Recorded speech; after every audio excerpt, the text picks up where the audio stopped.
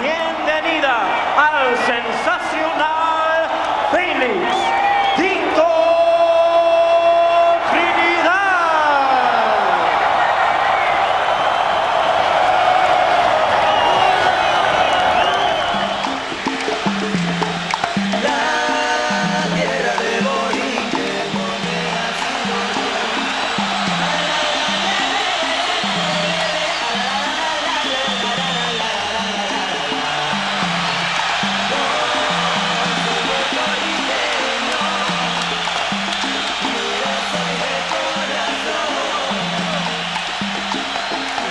Felix Trinidad has been here in New York since September 9.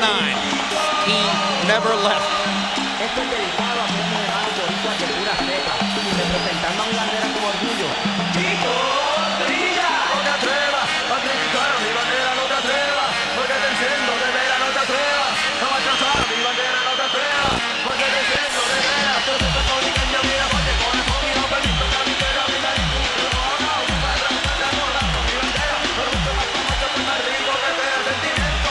Me incita a escribir estas letras, las que te voy a decir, todo el corillo.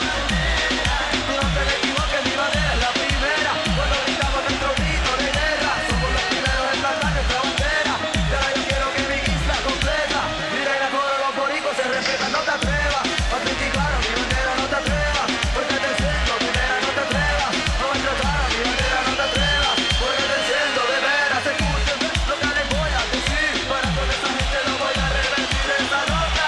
Aquí no vas a venir, ya no sigas sin espada, pero basta de fines de mi tierra, la tierra de campeones, tengo el pueblo planeta, fíjate boxeadores, ratones, de la fama mundial, que siempre a mi bandera ha logrado llevar a la cima. Te equivoco y la gloria, para que para siempre se conozca el actor y el boricua, que quede claro en mi canción, yo siempre seguiré representando a mi nación. No te atrevas a criticar a mi bandera, no te atrevas, porque te enciendo de veras, no te atrevas a maltratar a mi bandera, no te atrevas, porque te enciendo de veras. Origen, la bella isla del encanto, te rompe de tu vida, nos aleja con su canto. Con ella su inspiración, una tierra bendita que llevo en el corazón de pionera. Por primera vez el sol y noche tras noche de vida al creador por mi isla querida. Y al el sol por la bella bandera que guardo con honor yo le canto.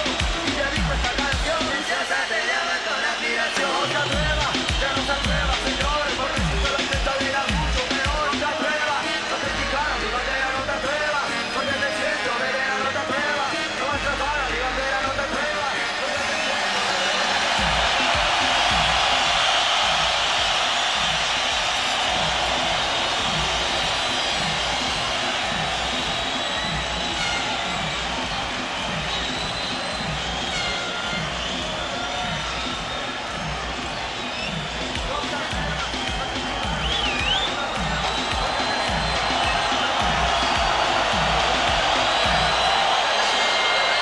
And now let's go to ring announcer Jimmy Lennon Jr. for the official introduction.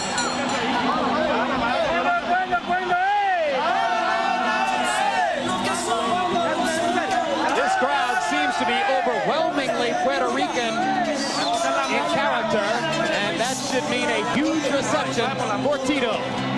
Por siempre la llamaré preciosa. Yo sé de sus hembras trigueñas. I had the feeling, Jim, that if they played the game of Survivor on the island of Puerto Rico, Felix Trinidad would be the last man standing there.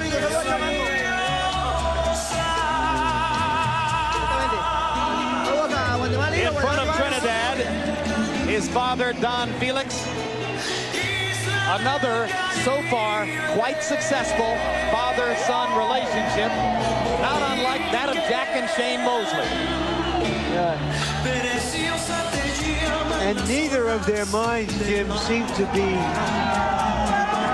cluttered by any kind of doubt. If you ask Trinidad whether he was straining to make welterweight, and that's why he moved up to junior middleweight, which is obviously the case, he denies it, says he was always comfortable at welterweight. If you ask him whether he was really having trouble with De La Hoya in the first 6 or 8 rounds, he denies it. Says it was all part of the master plan. But at the end of the day or the night, they always raise his hand. No importa el tirano que tiraste condena maldad. Preciosa será sin banderas, sin lauros ni gloria. Preciosa, preciosa, te llaman los hijos de la libertad.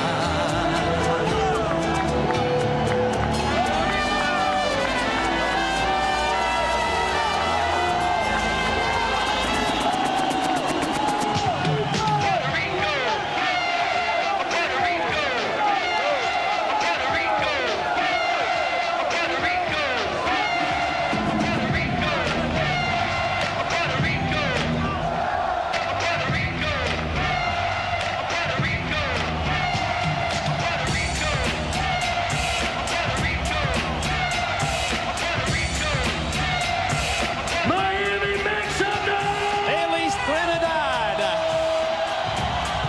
Perfecto. 37 wins, no losses, no draws. 30 by KO. Only his second fight since moving up to 154 pounds. Felix Trinidad in the unaccustomed position of challenger, entering first. Young man with explosive power in both hands, extremely accurate. And while his right hand usually serves as his KO punch, he tried to knock out Oscar De La Hoya with the left hook until the last round. Tonight, Trinidad looks to beat his third American Olympic gold medalist in just over a year. He has predicted a fourth-round knockout in this fight here tonight.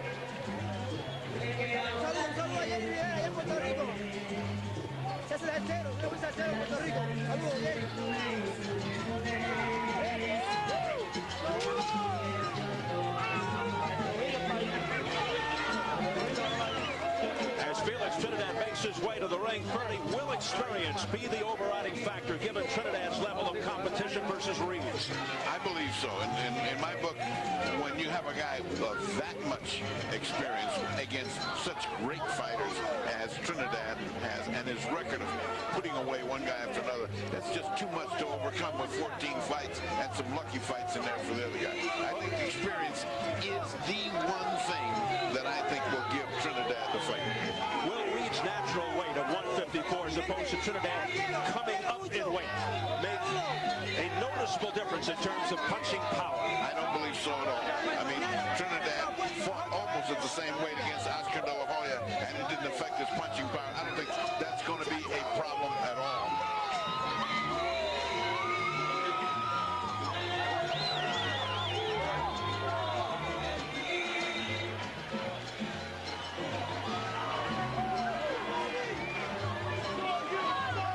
Felix Trinidad, who knows only one direction, straight ahead. But does David Reed have the strength to push him back? Well, that's the key. I mean, nobody's pushed him back. Nobody has. So I don't think this guy is going to find something completely different. When he goes to push him back, that's when you get the confrontation. That's when the push is going to come back the other way, and that's when we're going to see a great fight.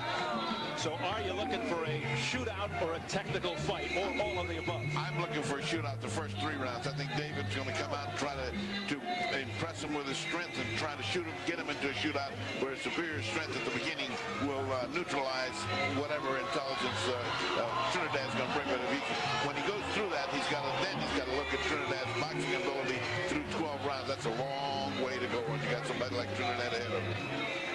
Felix Trinidad playing to the crowd, to his fans who are waving the flags of Puerto Rico.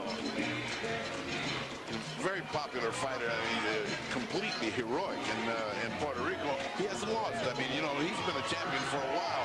I've seen this kid since his second fight. We put him on TV on Univision. I said, this kid's going to be a superstar. And he has been everything that I ever thought he was going to be, and then some. I didn't think he was going to be this good.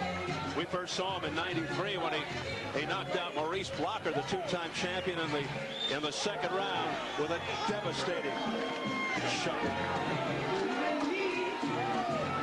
And here he is.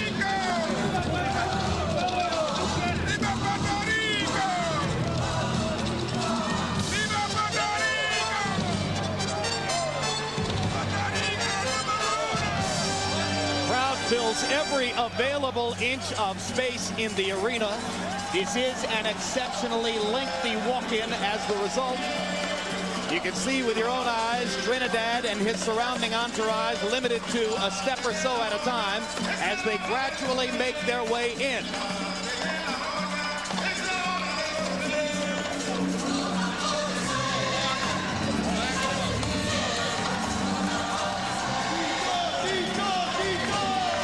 Trinidad's father peeking over his left shoulder. His trainer, renowned for his dictatorial control of his son's career.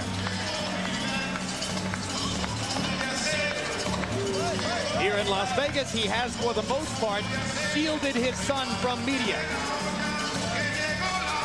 They are a private group.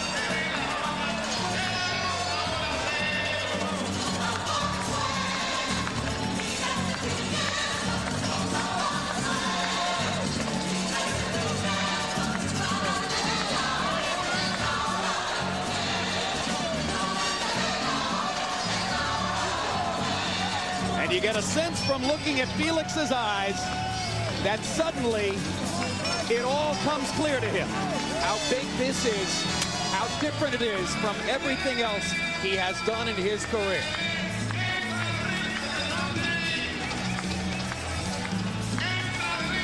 In my experience, Jim, fighters like this who have shown the talent, the ambition, have sustained it for a long time, usually live up to the moment. At the moment, they are stalled.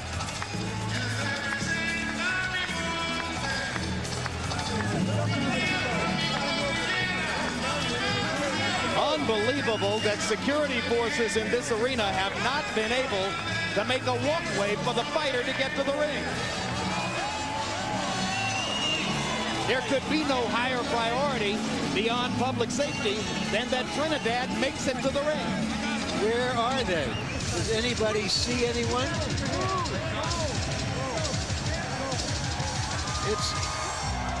This is like the ultimate traffic jam in Manhattan. Gridlock. But this could be a ploy on the side of Trinidad people to keep this music going, the noise going, to annoy Oscar De La Hoya for coming out last.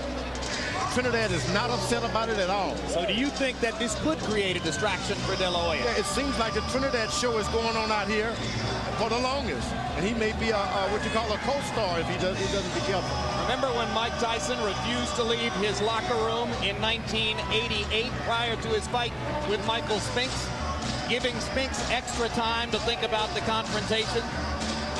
Yeah, they're loving every minute of it. It's staged. You got different music, different stage.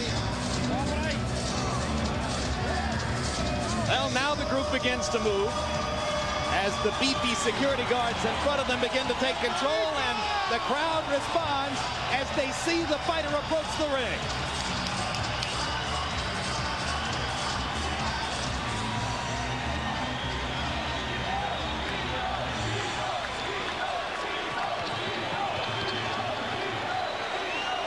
"35 fights for Felix Trinidad, 35 wins, 30 by knockout." After all these years and all these fights, Jim, I still occasionally get chills at this walk-in, which is so distinctive to prize fighting. It's almost medieval, the way these warriors come to the ring to face each other naked.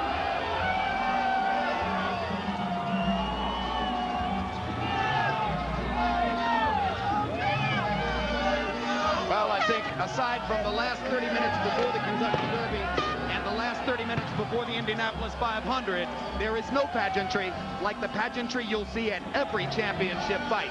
And tonight is something special.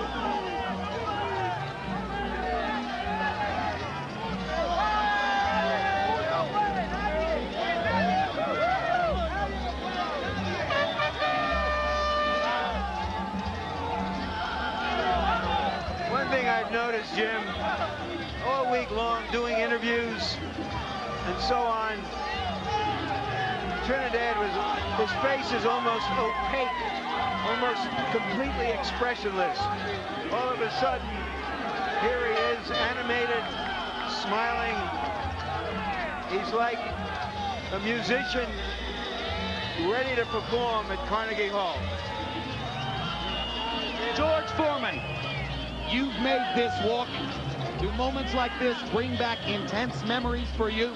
Yeah, it's the kind of moments, though, that you just can't catch up with. It happens so quick that if you think about it, you're in the ring and out of it before you can even realize it happened. So it's not something that can happen to you now on the way up to the ring at all. It's too quick. Lifetime happening too quick. What kinds of things do you try to focus on as you walk in? Well, you really did turn into the entertainer because it's such a long walk. There's music, and this is your moment of entertainment where you really want to put on a show. It could be laughing, smiling, or real mean. This is that moment. And the record for Felix Tito Trinidad, well known to most boxing followers. 38 wins, no losses, no draws, 31 spectacular knockouts for Tito.